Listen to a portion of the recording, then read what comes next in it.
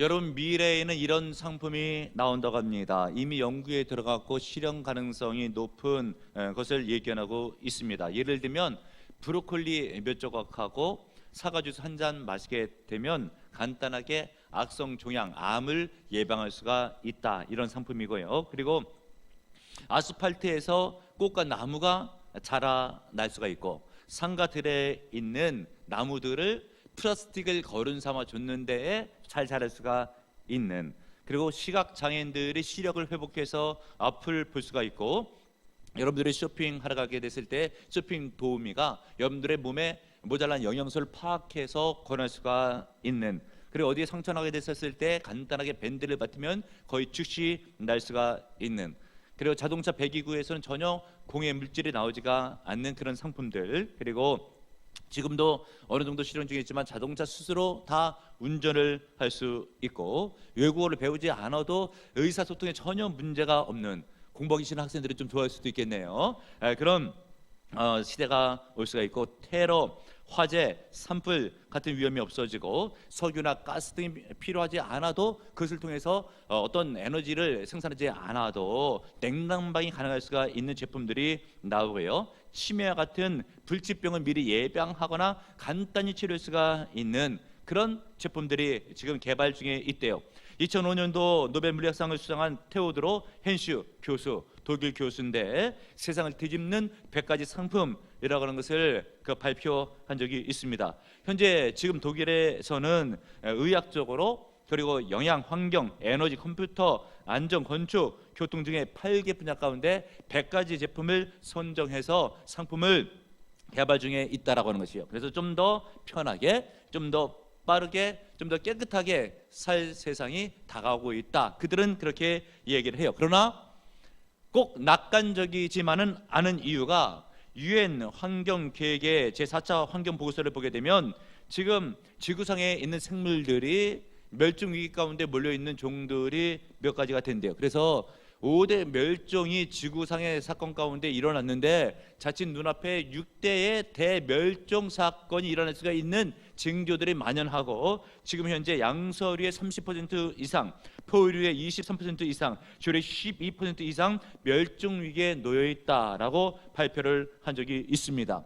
그러므로 여러분, 인공지능과 미래 상품이 내 인생의 미래를 보장해 주는 것이 아니라 혹시 오히려 그런 것들 때문에 더 힘든 인생이 펼쳐질 수도 있다라고 하는 것이죠. 예를 들면 과거에 한 30년 전쯤에 컴퓨터가 개발돼서 컴퓨터가 보급되었죠. 저도 막 대학 다닐 때에 그때 컴퓨터가 등장했던 건 기억이 나요. 그런데 사람들은 그때 컴퓨터가 많은 일들을 빨리 처리해 주니까 많은 업적과 결과물과 성취감을 느끼게 해줄 것이다라고 하는 기대감이 있었어요. 미래학자들도 그런 예견을 했습니다.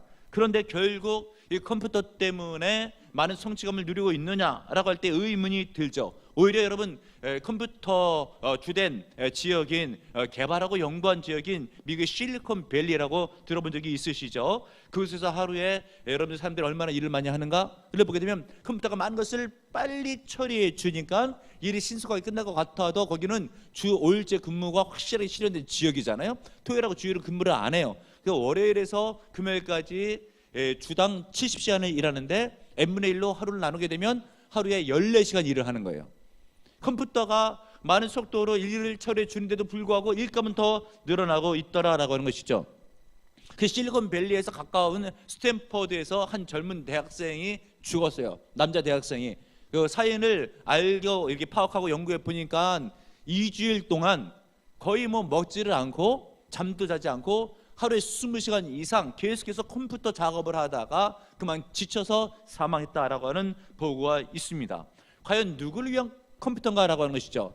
많은 것을 신속하게 처리해줘서 업무적인 능률이 올 것 같았는데 오히려 더 많은 노동력을 요하게 되고 더 많은 시간을 투자하게 되고 시간에 쫓기게 되는 일들이 발생하고 있더라라고 하는 것이죠. 뭔가 일에 성취해 주는 것이 아니라 더 힘들게 만들고 나중에는 일했던 모든 것들이 허무해질 수 있는 그런 지경에 이를 수도 있습니다. 이렇게 인공지능의 시대가 눈앞에 다가오고 있고 미래 상품들이 개발되고 있는 이런 시점 가운데서 과연 우리는 어떻게 이것을 받아들이고 어떻게 대처해야 성취하는 인생이 될 수가 있을까? 열매 맺고 성공한 인생이 될 수가 있을까? 깊게 성찰하시는 여러분들 되시길 바랍니다.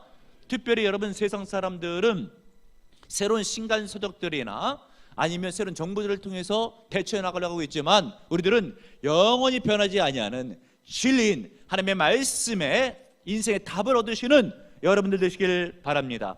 특별히 오늘 읽었던 시편 127편이 오늘 우리가 생각하고 있는 이 주제에 대해서 답을 주고 있습니다. 주인은 그렇게 지혜자였던, 오고는 모든 세대 가운데 가장 큰 지혜자였던 솔로몬이 시편 127편을 읽었어요. 시편은 150편까지 있는데 그 중에 하나 127편이 지혜자였던, 오고는 모든 세대의 가장 큰 지혜자, 머리가 가장 똑똑했던 인물을 솔로몬이 잊었던 시가 127편인데, 그런 인생이 어떨 때 허무해지고 어떨 때 인생이 성취가 되는지에 대해서 말씀해 주고 있는데, 먼저 헛된 삶, 허무에 대해서 언급해 주기를 1절과 2절인데 여러분들 한번 읽겠습니다. 1절 2절 한 목소리로 시작. 여호와께서 집을 세우지 아니하시면 세우는 자의 수고가 헛되며 여호와께서 성을 지키지 아니하시면 파수꾼에 깨어 있음이 헛되도다.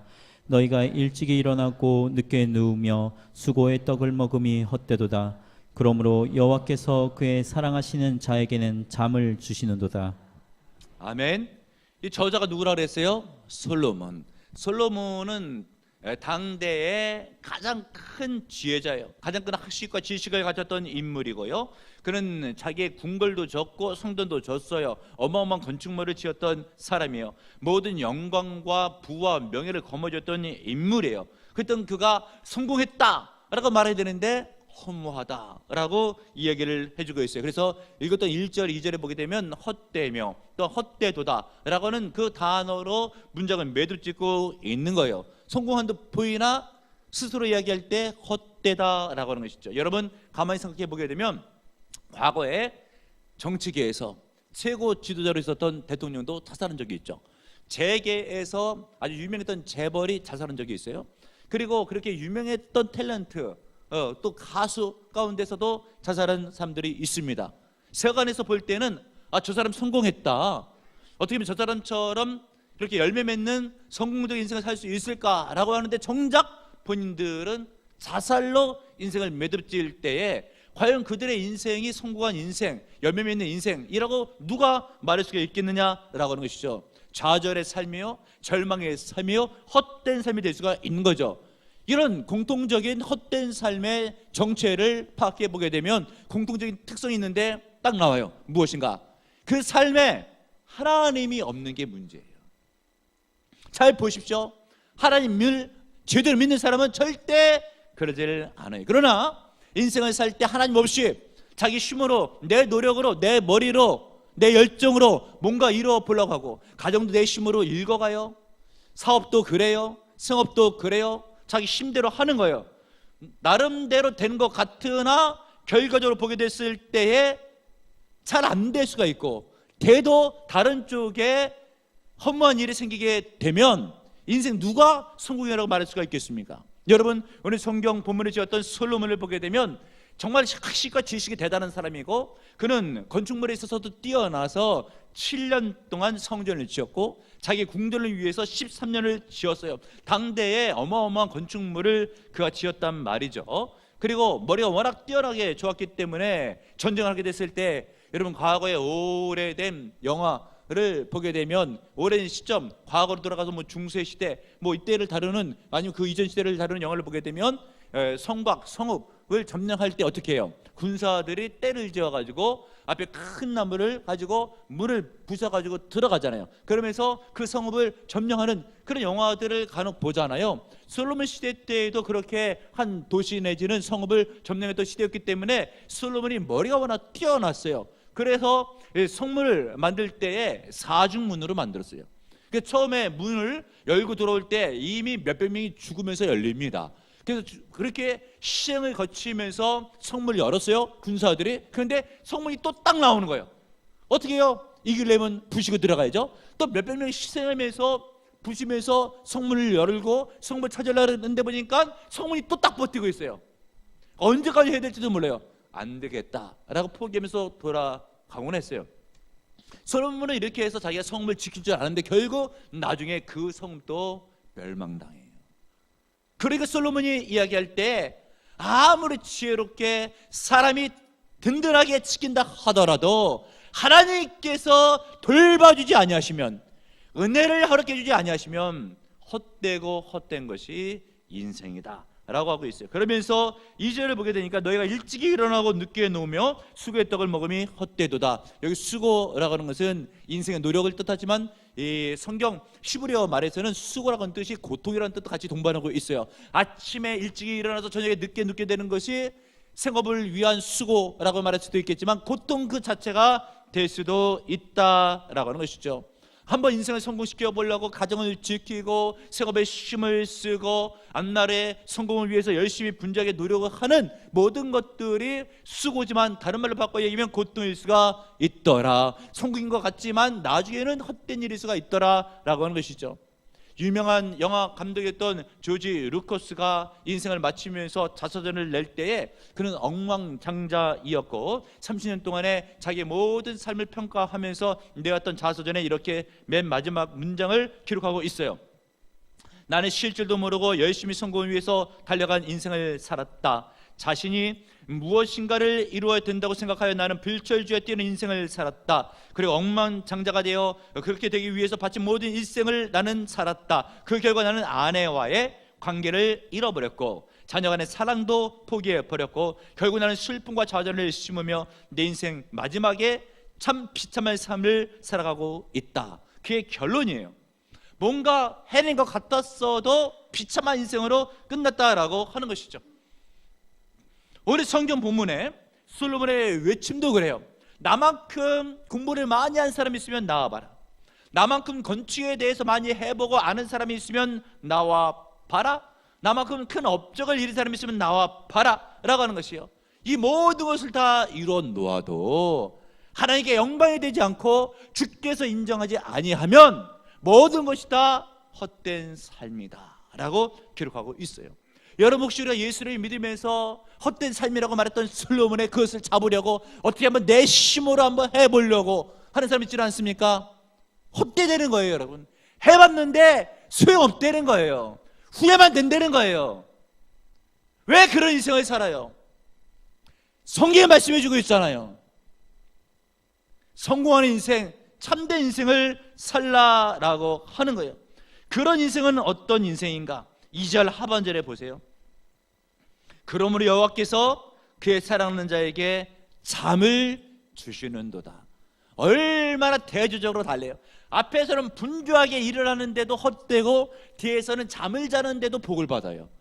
어떤 분들이 성경을 잘못 인용해가지고 예배 시간에 꾸벅 들고 나서 하나님이 많이 사랑해줘서 내가 잠을 잘 잤다고, 이런 얘기가 아니에요. 우리 본문에 있는 말씀은, 본문의 말씀은 무엇인가? 예수를 제대로 안 믿는 사람들이 생활 가운데 힘든 일이 발생했어요. 그럼 밤잠을 설쳐요. 못 잡니다. 병원에 가서 몸이 좀 안 좋아서 진찰을 받았는데 몸이 더 큰일 날 수도 있으니까 정밀 우리가 진찰 검진을 한번 해보자고 라고 했을 때 큰 비기면 어떡하지? 라고 하면서 겁이 턱턱 들면서 밤잠을 못 이뤄요. 그러나 하나님이 제대로 믿는 사람은 하나님께서 알고 계시고 나의 하나님이 지켜주시니 내가 어떤 일이 있어도 걱정할 게 무엇이 있겠느냐 라고 하면서 밤에 단잠을 두 다리 쭉 뻗고 잘 수가 있다는 표현을 하나님께서 사랑하는 그에게 잠을 허락해 주신다. 할렐루야. 그러므로 여러분 예수를 믿으면서 밤잠을 설치면 예수 잘못 믿는 거예요. 그러나 예수를 믿으면서 단잠을 자게 되면 그 사람은 제대로 된 신앙으로 하나님께 영광을 드리고 있다는 것을 여러분들이 명심하시면 되겠습니다. 그리고 여러분 오늘 성경 부분을 볼 때에 예수 믿는 사람이 단잠을 잘 수 있는 이유가 있어요. 과연 무엇인가? 하나님께서 도와주시기 때문에. 내가 잠을 자는 순간에도 하나님께서 도와주시기 때문에. 그런데 하나님이 안 도와주는 인생, 하나님이 도와주는 것을 모르는 인생은 어떻게 해요? 불안하죠. 안 될 것 같죠. 내 힘으로 안 되고 벽에 딱 막혔어요. 될 일이 없죠. 큰일 나죠. 그러면 걱정투성이에요. 그런데 하나님께 맡기고 하나님께 기도하고 하나님을 제대로 믿고 신뢰하는 인생은 어떤 일이 있어도 절대 두려움이 없고 밤에도 하나님께서 도와주시니까. 내 힘으로 일하는 사람들은 잠잘 때 누가 일해요? 아무도 일해줄 사람이 없잖아요. 그러나 하나님을 믿고 의지할 때는 하나님이 낮에 내가 일할 때도 같이 동행하면서 일해주지만 내가 잠잘 때도 하나님께서 일하셔요. 나를 위해서. 그럼 나는 무엇을 하고 있는가? 하나님이 일할 때에 보조적으로 좀 도움을 주고 있어요. 주된 일은 하나님이 다 주관하세요. 가정도 생업도 자녀의 일도 앞날도 하나님께서 다 준비하시고 계획하시고 이뤄가시고 있는 거예요. 밤에도 내가 잠을 잘 때 하나님께서 일하시고 계세요. 그런 인생이 아니시니 피곤하지 아니하시고 졸립지도 아니하시고 주무시도 아니하시고 일하셔요. 할렐루야. 그 하나님이 나를 지켜주시고 도와주세요. 어떤 의미에 있어서는 가장 좋은 것들 귀한 것이 내가 잠잘 때에 하나님의 선물로 이루어질 수가 있는데, 성경 인물들을 보게 되면 잠잘 때 가장 큰 선물을 받았던 인물이 있어요. 누군가? 최초의 인류였던 아담. 하나님께서 아담을 에덴 동산에 만드신 후에 또 아담을 창조하시고 나서 아담에게 일감을 주시죠. 동물들의 이름을 지어봐라 라고 할 때 동물들이 하나씩 그 앞에 나올 때 이름을 짓다 보니까 호랑이도 나오는데 혼자 나오지 않고 짝으로 나오고, 사자도 짝으로 나오고, 곰도 짝으로 나오고, 다 짝지가 있는 거예요. 그 이름을 짓다가 보니까 드는 생각에 나는 왜 짝이 없지? 외롭다는 생각이 드는 거예요. 그때 하나님께서 아담이 깊이 잠들게 하신 거예요. 그리고 갈비 하나를 취해가지고 하와를 만들었죠. 눈을 딱 뜨고 보니까 아담은 아무것도 안 했는데 잠만 잤는데 보니까 하와가 딱 있어요. 드는 생각에 보니까 이는 내 살 같기도 하고 내 뼈 같기도 해서 고백하기를 얘는 내 살 중에 살이요 내 뼈 중에 뼈라 라고 고백을 하는 것이에요. 이 아담이 하와를 얻기 위해서 뭘 했습니까? 대작업에 들어갔어요. 뭘 했어요? 잠만 잤어요. 하나님께서 선물을 준비했다가 이루어 주신 것이죠. 할렐루야. 믿으시는 여러분들 되시길 바랍니다. 성경에 보게 되면 이렇게 큰 것을 획득할 때 잠자는 시간에 하나님께 주신 선물을 얻는 경우가 많아요. 믿음의 조상이었던 아브라함을 보시게 되면 성경을 대충 읽은 사람들은 잘 모르겠지만 자세히 읽다가 보면 창세기 15장에 하나님께서 아브라함에게 제 약속을 해주시는데 내가 너에게 큰 땅을 주겠노라 라고 약속해요. 그때 아브라함이 하나님 내가 그것을 어떻게 알 수가 있겠습니까? 라고 할 때 과거 고대 근동 아시아 지역의 계약의 방식이었던 나라와 나라 대 계약을 하게 되거나 아니면 지역과 지역 가운데 공동체 가운데 계약을 하게 되거나 개인과 개인 가운데 계약을 하게 됐을 때는 당시에 짐승을 잡습니다. 그래서 계약의 쌍방간에 짐승을 잡아놓고 나서 반을 갈라요. 양이면 양, 소는 소를 반을 가릅니다. 그리고 쌍방의 계약 당사자들 가운데로 지나가요. 나란히 지나가는 이유가 무엇인가? 만약에 누가 지금 계약을 했는데 이 계약을 파기하고 약속을 안 지키게 되면 이 동물처럼 쪼개 죽이기로 하는 거예요. 그것이 고대 근동 아시아의 계약 방법이에요. 그 창세기 15장에 보게 되면 하나님과 아브라함이 계약을 맺어요. 그것은 무엇인가? 하나님께서 아브라함에게 큰 땅을 주겠다고 하는 거예요. 그럼 이 계약 가운데 이제 두 계약의 당사자가 지나가야 되는데 하나님께서 아브라함을 재우시는 거예요. 그리고 하나님이 홀로 지나가셔요. 이 약속은 나만 지키면 된다. 아브라함은 혹 못 지킬 수도 있어요. 사람이니까. 하나님 말씀에 어떻게 다 끝까지 순종할 수 있겠습니까? 순종한다고 해도 할 수도 있겠지만 실수할 수도 있어요. 그러면 약속이 파기되잖아요. 그 땅을 못 차지하잖아요. 그러니까 하나님께서 아브라함을 깊게 잠들게 하시고 하나님께서 홀로 지나가셔요. 하나님의 은혜로 아브라함이 땅을 받는데 지금 그 땅이 이스라엘 나라의 팔레스타인 땅이 바로 그 땅이에요. 할렐루야. 하나님 홀로 지나가셔가지고 아브라함을 재운 다음에 가장 큰 복을 내려주시는 거예요. 누구에게? 여러분 성경을 보게 되면 성경 말씀에 그 사랑하는 자에게 잠을 주시는도다 라고 되어 있죠. 참 이것이 이중적인 표현이에요. 그 사랑하는 자라고 하는 건 문구적으로 하나님께 특별히 사랑하는 자에게 잠을 주는 거예요. 어떤 성도가 하나님을 그렇게 사랑하고 하나님도 그 성도를 그렇게 사랑하는 그 자에게 큰 은혜와 복을 내려주심으로 도와주실 때 밤에도 편하게 잠을 잘 수가 있는데 실은 그 사랑하는 자라고 하는 자가 또 누구일 수 있냐면 솔로몬이에요.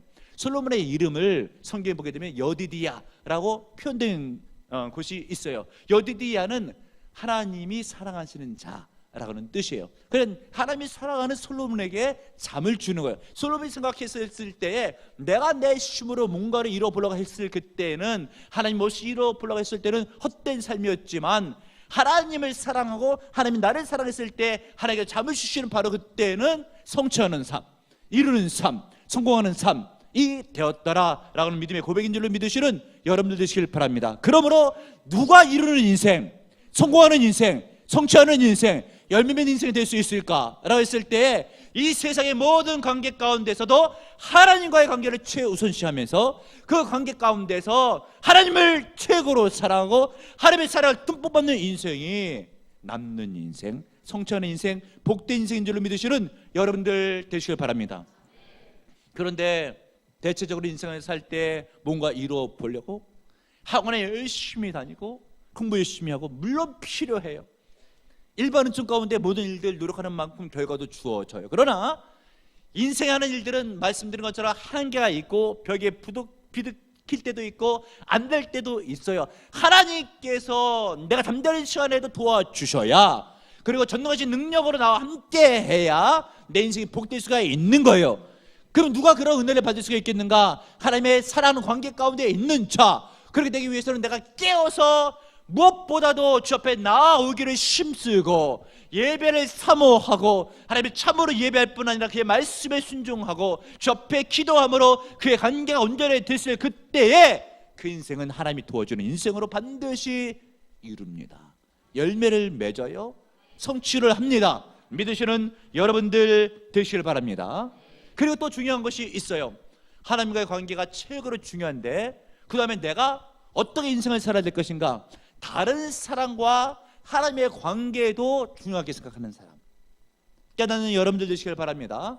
내 인생에 있어서 내가 하나님을 바라고 하나님과 좋은 관계를 맺는 것이 가장 중요하지만 내가 또 생각해야 될 것은 인생을 사는 방향 가운데 하나는 다른 사람들을 믿음으로 세우는 것, 그 사람이 하나님을 만나게 도와주는 그 인생이 바로 복되다라고 하는 것이죠.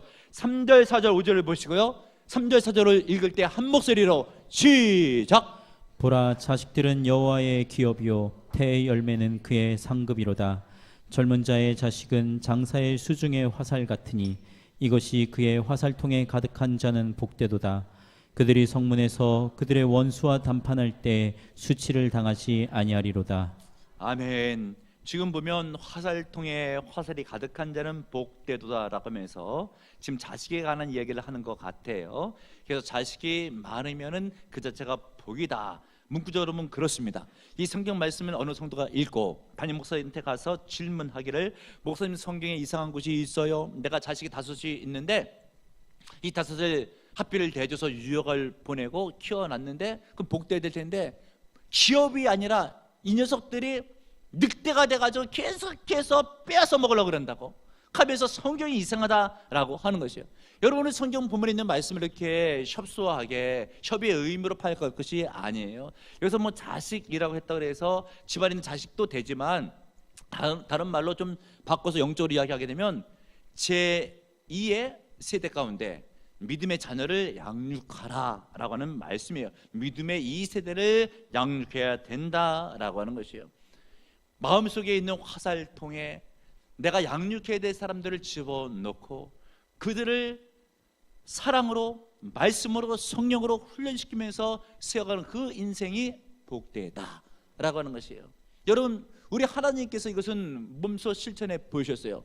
하나님께서 세상을 창조하시고 나서 인류를 만드시고 인류가 타락해서 다 지옥에 가게 됐을 때 계획을 세우셨잖아요. 화살통에 한 화살촉을 예배하셨어요. 성자 예수 그리스도를 때가 되면 이 땅에 보내리라. 때가 됐을 때 예수님께서 이 땅에 오셨죠. 그리고 십자가를 지실 때에 무슨 말씀을 하셨어요? 나는 이 땅에 아버지의 일을 성취하러 왔노라 라고 하면서 십자가를 지심으로 오는 모든 죄인들을 믿음을 통해서 구원해 주셨음을 믿고 깨닫는 여러분들 되시길 바랍니다. 이렇게 하나님께서는 화살통에 화살을 담으셔서 때가 되면 보내시고 그 일을 이루어 가시는 거예요. 여러분, 모세를 보십시오. 모세가 구약에 있어서 굉장히 훌륭한 인물이잖아요. 혼자 자랐습니까? 절대 그렇지 않아요. 모세의 부모가 모세를 그렇게 키웠어요. 어린 시절에 남자 사나이 아이들은 다 나일강에 던져 죽였는데 하나님께서 이 아이를 어떻게 쓰실지를 영적인 직감을 가지고 아이를 보호하면서 지키는 거예요. 그 3달쯤 지키게 됐을 때 아이의 울음소리가 크잖아요. 자칫 발견될 수도 있으니까 갈대 상자에 지혜롭게 담아가지고 떠내보내면서 미리 안 보고 살펴보라 라고 했었을 때에 바로의 공주가 그것을 취하죠.